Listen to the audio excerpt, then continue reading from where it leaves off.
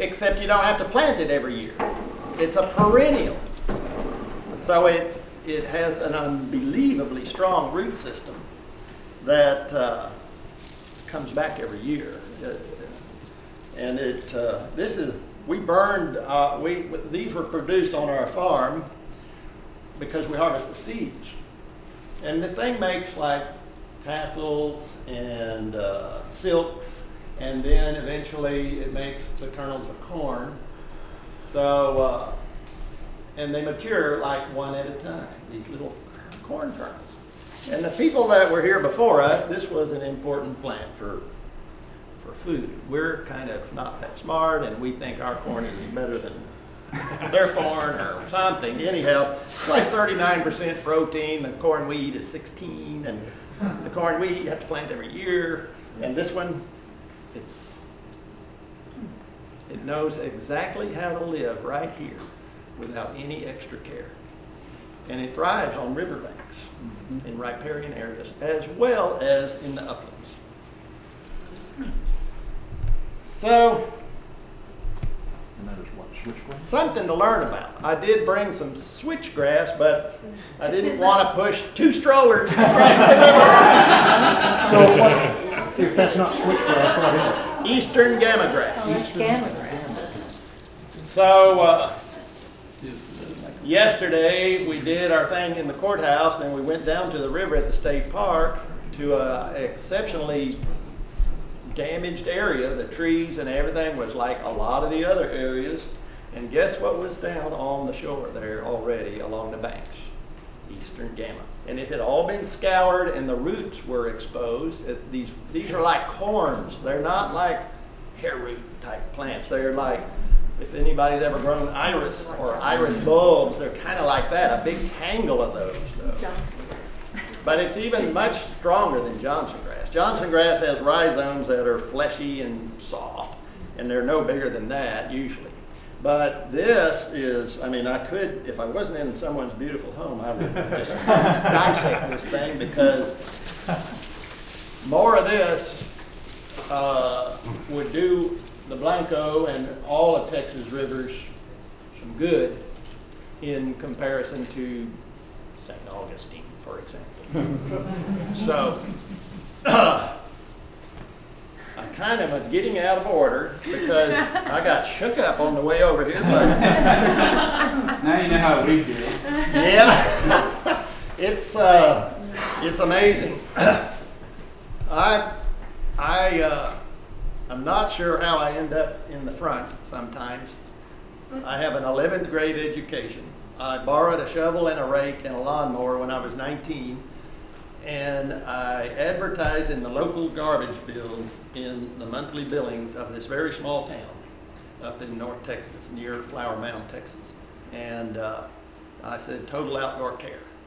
And I began by building, my first job was to build a retaining wall for erosion control. And over time, I built a greenhouse and got into a nursery production, had a couple of acres under a shade cloth, and then had a tree farm, became a licensed irrigator, and got really deep into landscape.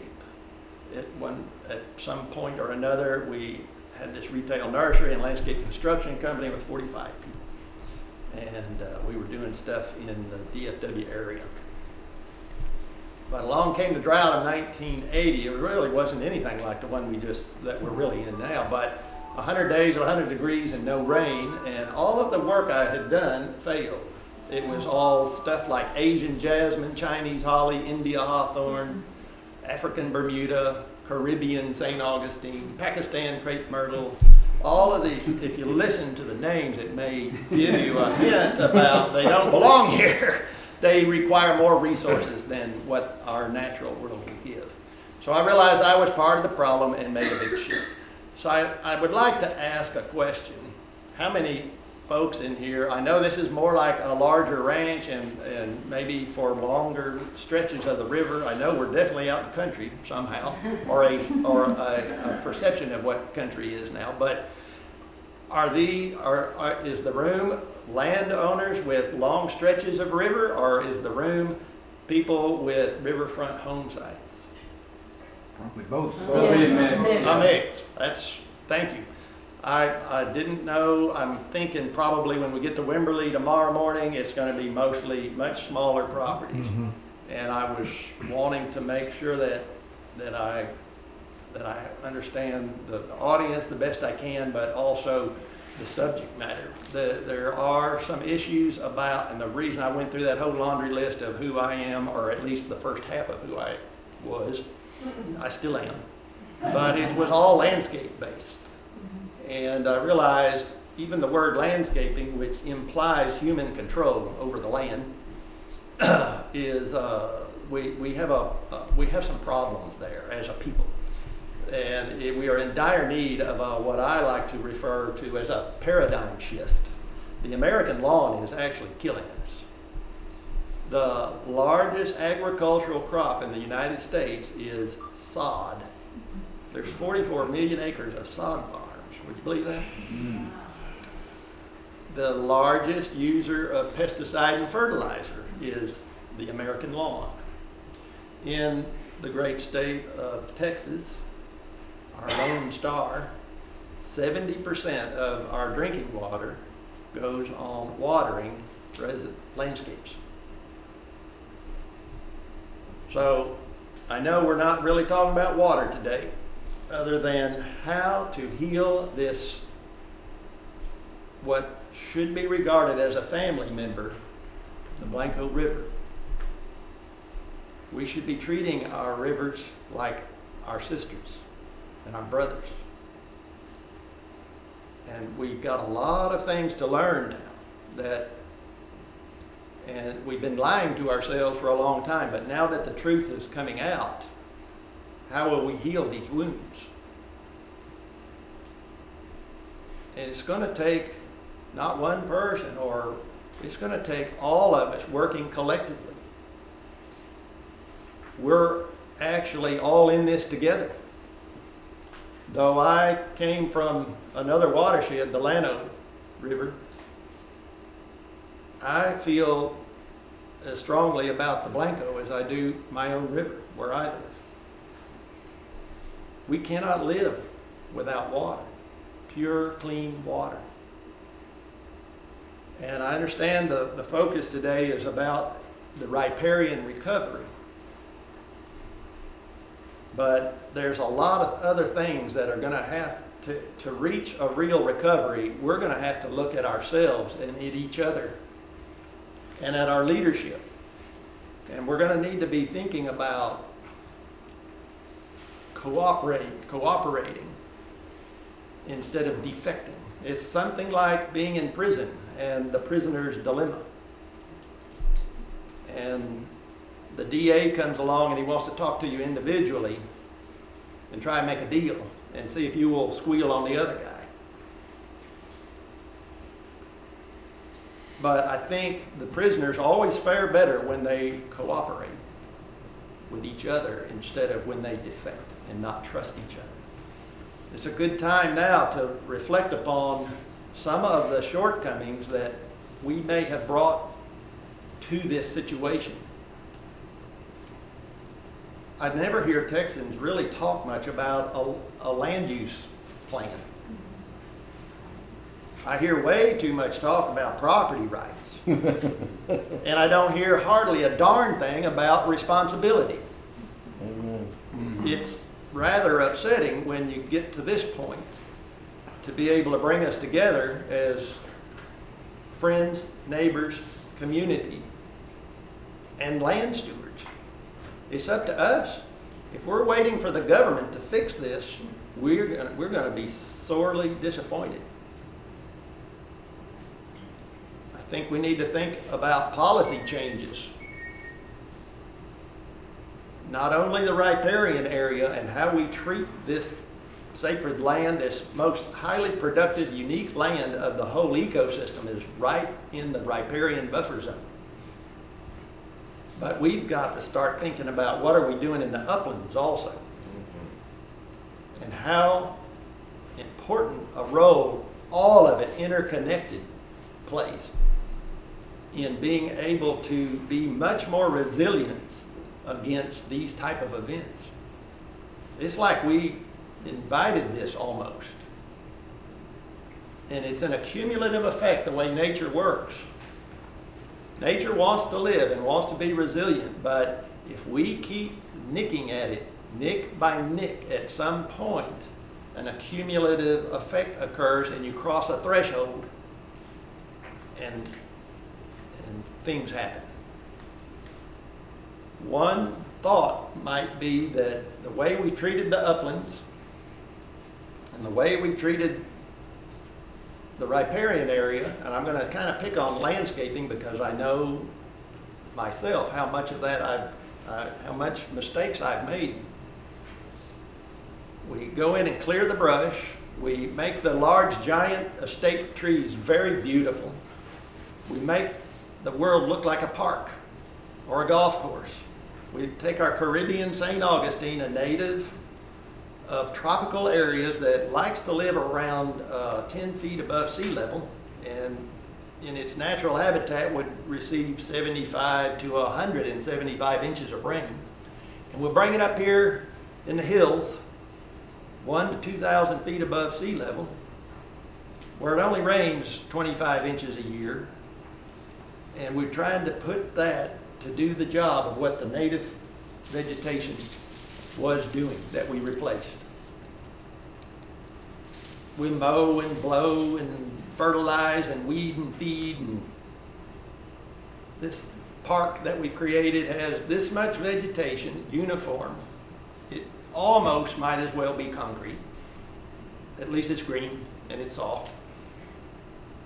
And then you have our ancient trees that we've now sacrificed for us to learn this lesson. These trees now have given up. They couldn't hold it back by themselves. It's too big of a job, even for a 1,000-year-old cypress tree, to do that by itself. It takes a village of plants. It's more than eastern gamagrass also. It takes an interconnectedness of a riparian buffer zone that acts like a sponge that can withstand an event like what happened to us. I brought a few pictures that I'm going to try and go through that will help, probably more than anybody, help me move along.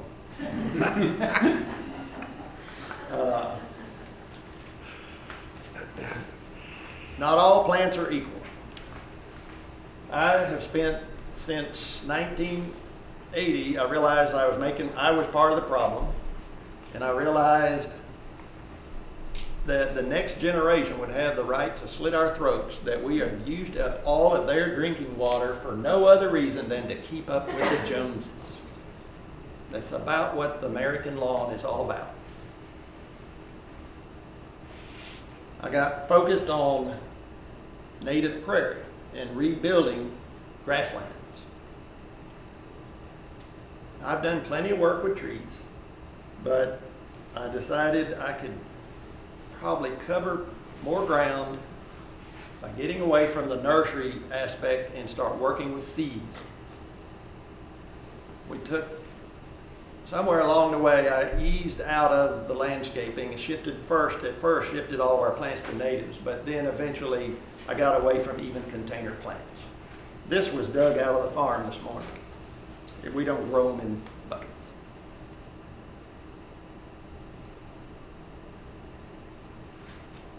I set about starting a thing called Native American Seed in 1988. We did our first harvest. So this is my 27th year. And we've built some pretty cool prairies. But I know this isn't what this is about. But prairie is part of what the riparian is about, the uplands. I always stay back from the delicate areas along the waterways, thinking that there's two things. One, they're very resilient and they can, if properly managed, heal themselves.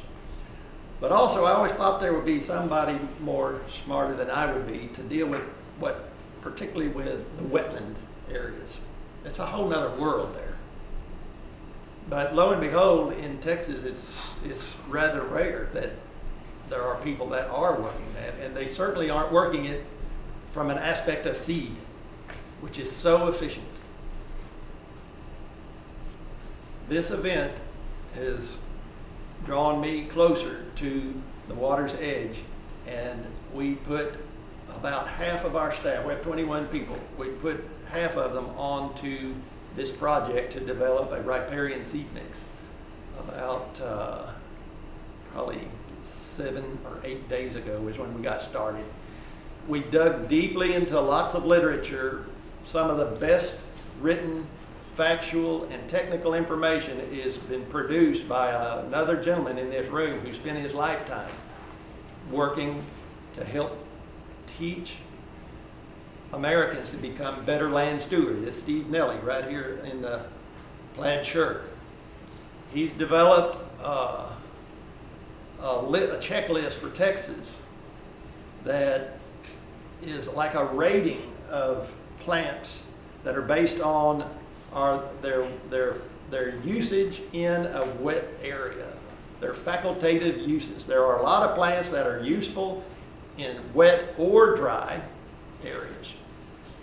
This young man here, Mr. Hummel, is suggesting that I make mention that Steve Nelly's work is published and available on the table in partnership with Sky Louie and the Nueces River Authority, a couple of watersheds over to the south and the west. This checklist that we went through, we have 178 species of what we call prairie plants. Well, it turns out we found about 40 of them, it's just under 40, that are facultative, that they would be useful in wet or dry locations. And several of them are specifically in the wetland areas, some of the species that we have been working with all along. So we were able to at least narrow down what we knew we could get our hands on right now. But it goes beyond just that. This thing about all plants are not equal, well, even all of the plants in the water, in the riparian area are not equal. And so there's a lot of different ways of looking at these plants. Can you men see here? And you already saw it yesterday, but let me know if I need to move. Or here is a graphic that helps people understand why plants really are different. We have St. Augustine over here in red, and there it is mowed, and there's its root system.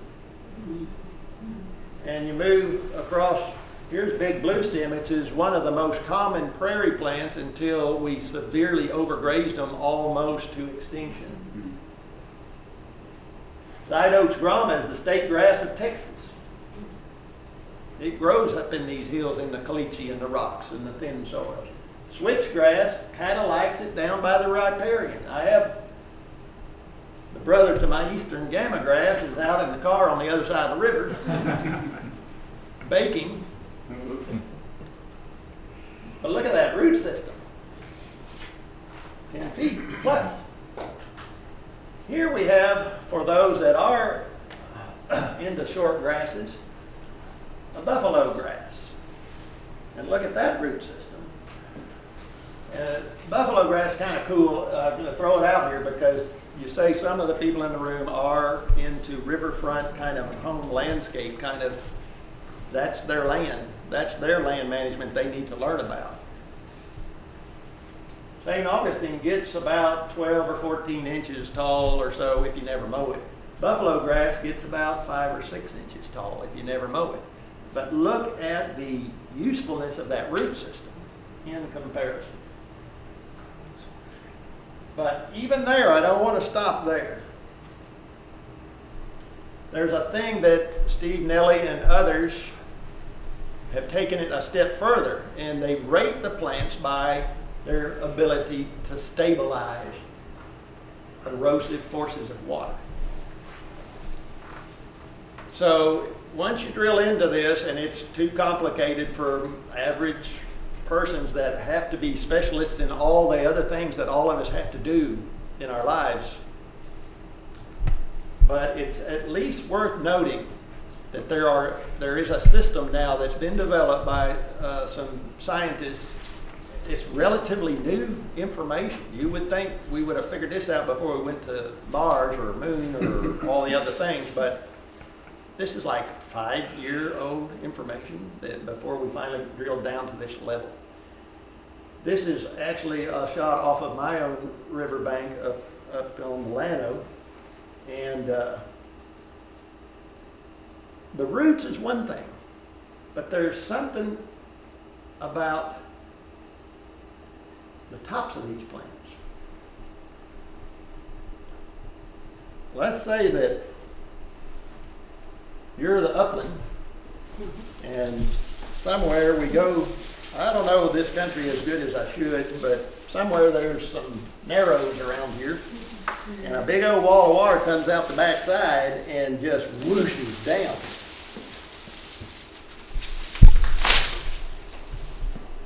Sorry, honey.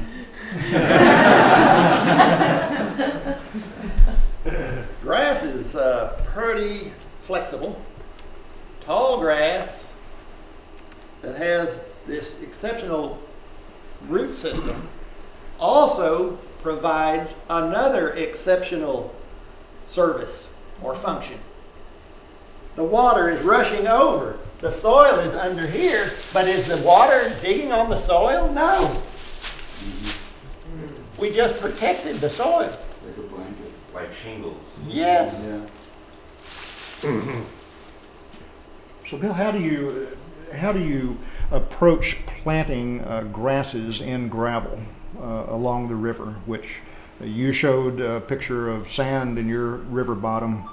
Here you've got maybe 5 or 6 feet of gravel mixed with caliche and stuff underneath it. Yes. How do you just? There are swamp actually this, some or- that do thrive in gravel bars.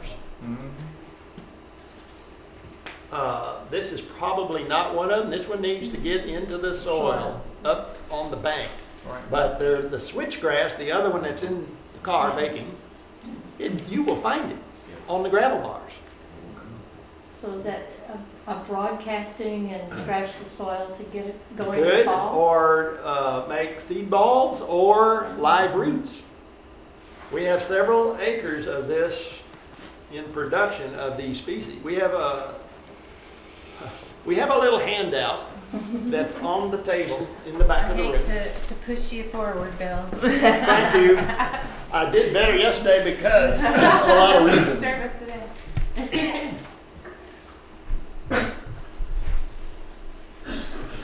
This and many others, about a dozen, not quite a dozen species are, we're going to make them available to dig off of our farm. So you could plug in live roots.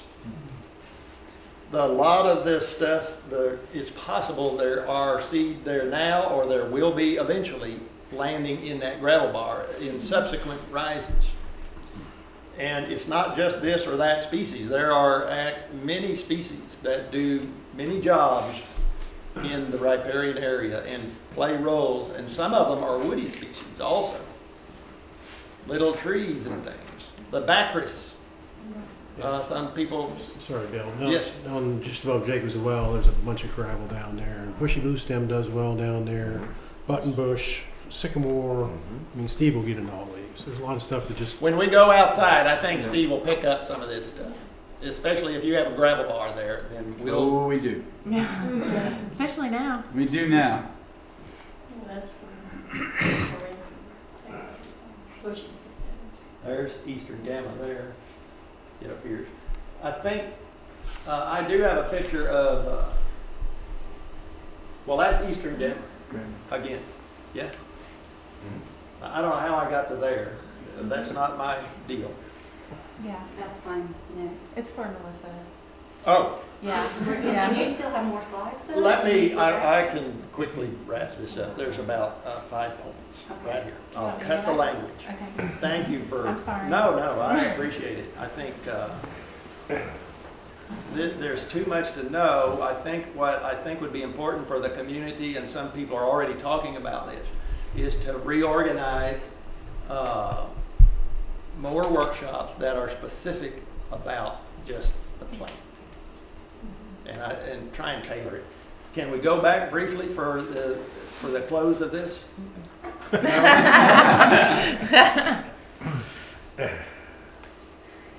have a quick question. Your website is an excellent resource. I've been buying your seeds for years. I Thank love you. it. My daughter, are who you- was with me yesterday, is the keeper of that and the producer of all of our outreach stuff. Every get Catalogus and Lost in the That one? House, I wait for yours every Yes. time it comes out.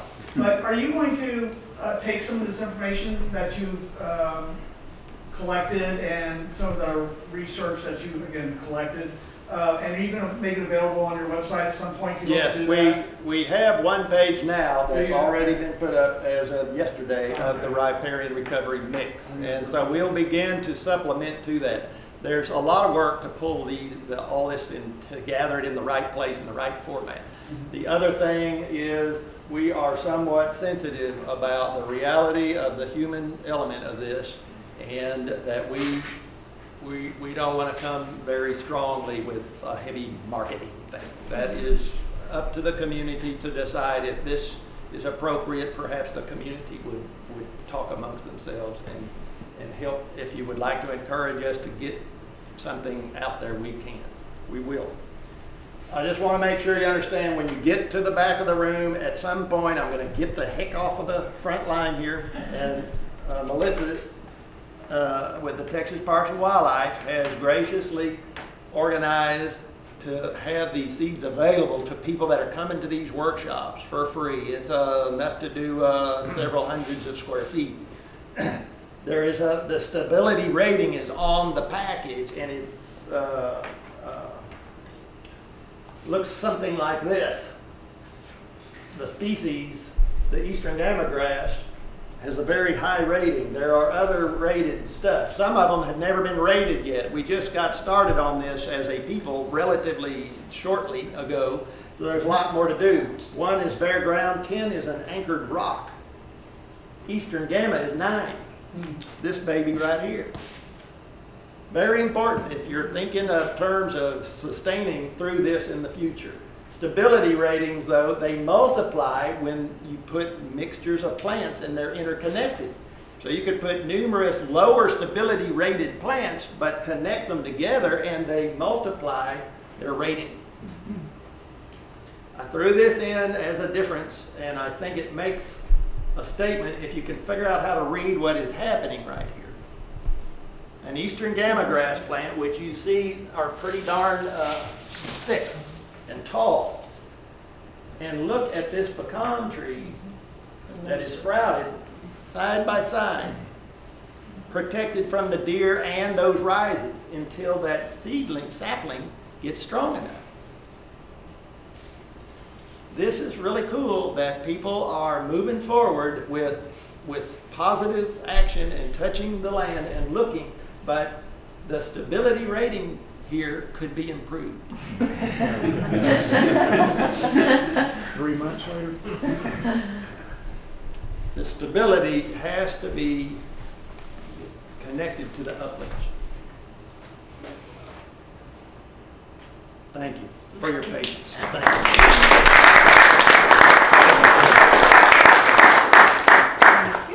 You're welcome.